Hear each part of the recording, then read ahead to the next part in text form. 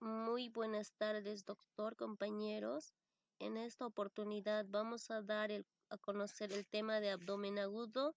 Para ello, los integrantes somos mi compañera José Lisbeth Mamani Quispe, Jocelyn Camila Canqui Guaita y mi persona Maritza Condori Vilca. Vamos a empezar preguntándonos ¿qué es el abdomen agudo? El abdomen agudo va a ser una entidad multisindrómica muy compleja, creadora de frecuentes situaciones de emergencia médica, causando el 10% de las consultas en los servicios de urgencias. Ya para ello las características van a ser que va a estar causado por una agresión al compartimento peritoneal, con el dolor abdominal como síntoma predominante, pero no sinónimo de abdomen agudo. Va a desencadenar una fisiopatología intraabdominal y sistémica evolutivamente grave y rápida que le dan gran potencialidad de producir la muerte a la persona. Es muy necesario un diagnóstico oportuno, tratamiento temprano, pero que no es, esto no es difícil y casi siempre suele requerir para ello un tratamiento potencialmente quirúrgico, aunque no siempre sea de este necesario. El síndrome general inflamatorio peritoneal. Esta va a ser una agresión a la cavidad peritoneal, pero que despierta una respuesta general inflamatoria común que fisiopatológicamente va a cursar de 4 fases. Una fase de etiopatiogénico, una fase inflamatoria local, una fase de respuesta inflamatoria sistémica y una fase de fracaso. La fase de ataque etiopatiogénico va a ser una agresión que hace siguiendo dos mecanismos etiopatiogénicos distintos. El primero causa un ataque inicial directo al peritoneo y el segundo es un ataque inicial que afecta a las vísceras intestinales, siendo la afectación peritoneal secundaria a ello. Acá vamos a ver las características etiopatogénicas diferenciales, como por ejemplo el abdomen agudo peritonítico, el abdomen agudo traumático, abdomen agudo obstructivo o ilio, el abdomen agudo isquémico o vascular. Acá vamos a ver, por ejemplo, las embolias, las ateromas que pueden producir necrosis. Ya, ahora vamos a ver lo que es la respuesta inflamatoria local. Esta va a cursar a su vez de 3 fases según Butler, que va a ser de aclaramiento peritoneal, de respuesta inmune peritoneal y de localización y secuestro. La fase de respuesta inflamatoria sistémica se va a producir de 4 maneras principales: por instauración de síndrome de respuesta inflamatoria sistémica, de la cadena de sepsis, del síndrome hipovolémico y del síndrome compartimental abdominal. Ya, esta va a ser una respuesta definida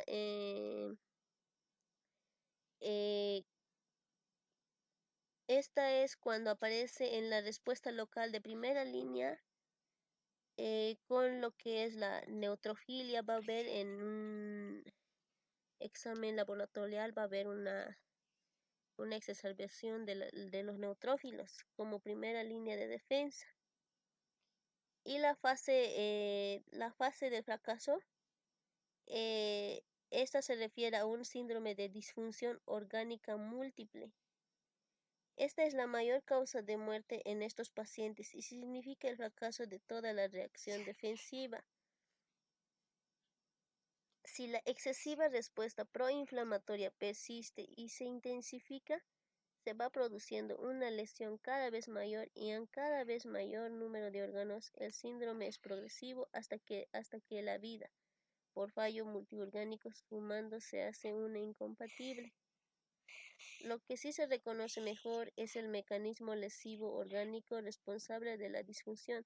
Todos los factores proinflamatorios em, van a causar vasodilatación a nivel de la microcirculación de los órganos, aumento de la permeabilidad, alteraciones de la coagulación, microtrombrosis y, con todo esto va a haber una hipoperfusión.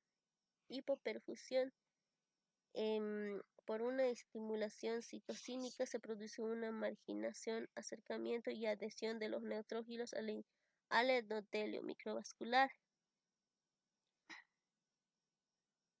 Abdomen agudo médico. Es un síndrome clínico con dolor abdominal de causa desconocida, que tiene menos de una semana de evolución y se resuelve con tratamiento médico. Va a estar constituido por un conjunto de síndromes de etiologías muy diversas, las cuales nos pueden confundir, llevándonos erróneamente a interpretar como quirúrgica una patología que simplemente es médica. Fisiopatología.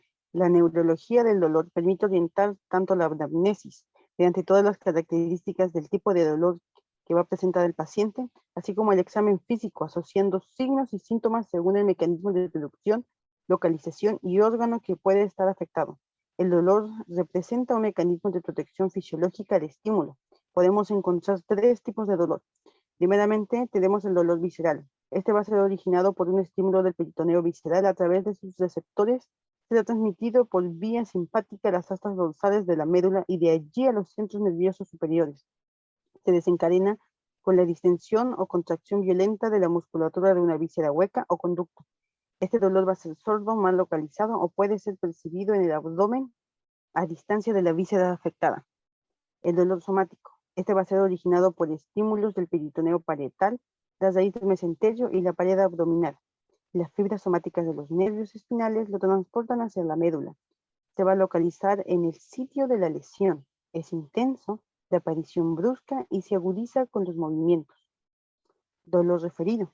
Este se va a originar en las estructuras viscerales y musculaturas conducido por los axones propioceptivos y termina en la asta dorsal. De allí también convergen los estímulos conducidos por los axones somáticos aferentes de la piel.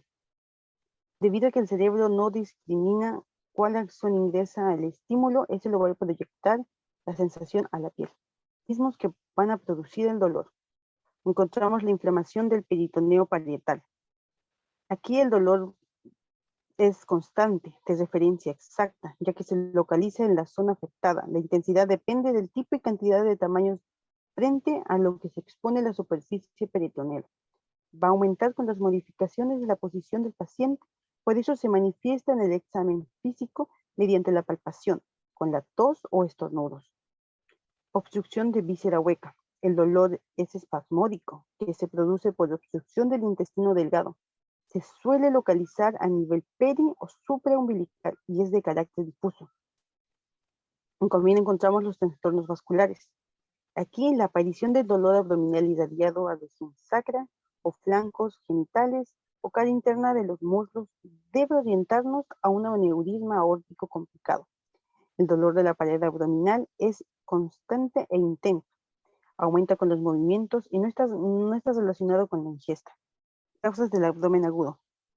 Las podemos dividir en causas abdominales o causas extraabdominales. En las causas abdominales, así como se ve en la tabla, podemos ver que se debe a una afección del contenido que puede ser por una patología hepática, intestinal, pancreática, gastroduodenal o del mesenterio, o pueden deberse a afecciones de la pared, ya sean hematomas o infecciones o traumatismo. En las causas extraabdominales tenemos, como se muestra en la tabla, al tórax, la pelvis, retroperitoneal, metabólicas, enfermedades sistémicas o infecciones o neurológicas. En la presentación clínica. En los pacientes que presenten dolor abdominal agudo, primero debemos ver si debemos internar al paciente o si el paciente es de urgencia y debemos directamente realizar el tratamiento quirúrgico. Los pacientes ancianos tienen presentaciones clínicas atípicas. En ocasiones la causa exacta del dolor no va a ser evidente y debemos definir la profundidad y extensión de la evolución. En general, los síntomas como fiebre alta, escalofríos o diarrea sugieren un abdomen agudo médico, así como también las artrialgias o artritis, la disnea, el dolor pleurítico y los síntomas y signos neurológicos. En el examen físico, la presencia de lesiones dermatológicas, artritis, adenopatías generalizadas y orinas oscuras, hematurias, ponen en duda también un diagnóstico quirúrgico. Las semiologías respiratoria y cardiovascular nos van a ser de muy gran importancia para descartar la patología torácica con sintomatología abdominal. Si bien en muchas ocasiones la causa exacta del dolor no va a ser evidente y el diagnóstico diferencial deberá definirse fundamentalmente con un abdomen quirúrgico, para eso necesitamos recurrir a estudios complementarios que nos van a ser de mucha ayuda. Procedimientos diagnósticos. Deberemos seleccionarlos de acuerdo al interrogatorio y el examen físico que hayamos realizado en el paciente.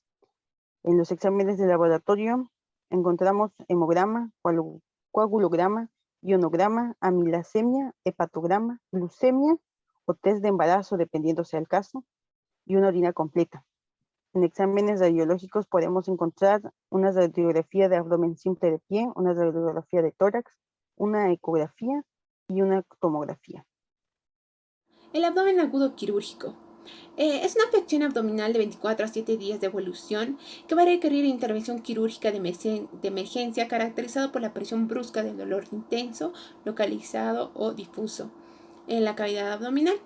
Esta va a ser de etiología diversa y patología clínica o quirúrgica. La clasificación. Podemos mencionar al inflamatorio. Dentro de esta podemos hablar de la apendicitis, colecistitis y peritonitis. Tenemos al perforativo, que podemos mencionar a la úlcera gastroduodenal y divertículos. Tenemos al obstructivo intestinal. Dentro de esta podemos mencionar lo que es el vólvulo sigmoide y tumores. También tenemos al hemorrágico, que podemos hablar de embarazo ectópico complicado, aneurisma aórtico roto. También tenemos lo que es al oclusivo vascular. Dentro de esta podemos hablar de isquemia, de intestino o mesentérica.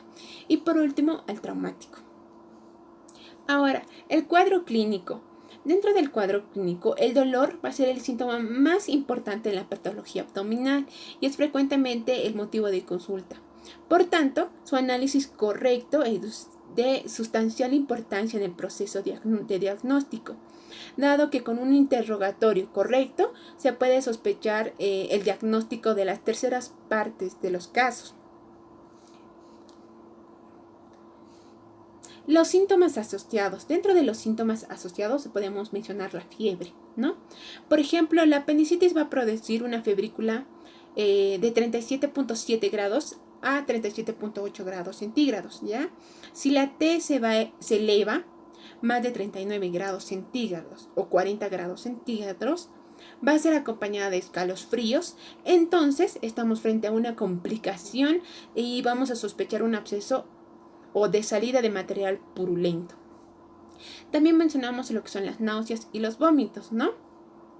Estas precedieron y acompañaron o siguieron al dolor, ¿ya? Y estas se producen sin dolor, de manera natural y volumen de lo vomitado, ¿ya? También tenemos a la anorexia y a la astenia, ¿no? Esta se va a observar en enfermedades de larga evolución, como el cáncer de colon izquierdo o colon sigmoides. También tenemos la alteración del tránsito intestinal. Es frecuente en abdomen agudo, sobre todo en oclusión intestinal, ¿ya? Aunque hay que tomar en cuenta que no siempre hay paro en la explosión de gases o cámaras. Por ejemplo, la diferencia clínica en caso de obstrucción del intestino delgado y de colon es muy evidente, ¿no? Ya que en caso de obstrucción del intestino delgado se va a expulsar cámaras y gases en la parte distal al sitio de oclusión, con alteraciones hemodinámicas del paciente como vómitos frecuentes, pérdida de tercer espacio, un aumento de la secreción intestinal y translocación bacteriana. Examen físico. En la inspección Es el primer paso de un examen abdominal y no debe de pasarse por alto, dado que puede proporcionar hallazgos altamente subjetivos del proceso. Y hay que prestar especial atención a una presencia de cicatrices laparotómicas previas, también a la presencia de distensión abdominal y a la inspección de la región perineal y genital. La simple inspección nos puede revelar la presencia de patología a estos niveles. Como segundo paso, la auscultación, ¿no? Debe hacerse, por tanto, antes de lo que es la palpación. ¿Para qué? Para aumentar su rentabilidad diagnóstica, patologías graves específicas que se asocian con los ruidos intestinales, como frecuencia, amplitud y naturaleza. Aunque sin duda lo más importante de los ruidos intestinales es su evolución. Para una primera aproximación diagnóstica, podemos establecer que la hiperactividad de los ruidos tienen alta correlación con la obstrucción intestinal. 2. La disminución o ausencia de los ruidos está típicamente asociado con perforación, apendicitis y pequeñas obstrucciones intestinales. También tenemos la percusión. A este paso puede ser útil en la demostración de signos peritoneales. Entonces, el simple toque producido por la percusión puede ser suficiente para obtener el signo de rebote. No obstante, hay algunas situaciones como la citis donde la percusión tiene un papel limitado, ¿ya? Entonces, en la percusión vamos a apreciar fundamentalmente la presencia de timpanismo o de quiesmatidez. La matidez suele relacionarse con la presencia de ascitis. Por el contrario, el timpanismo suele encontrarse en la obstrucción y en la perforación. La palpación. Dentro de la palpación, podemos decir, es el cuarto paso en un examen abdominal y a su vez es el paso más informativo del examen. Entonces, aunque son muchos los datos que se pueden obtener en una palpación correcta de abdomen, tenemos que prestar atención a iniciar la exploración en la zona distante a la localización del dolor y acercarse a este de forma progresiva.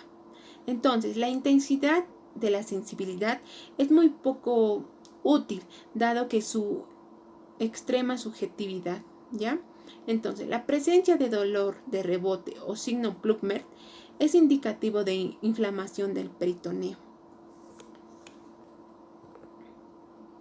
Gracias.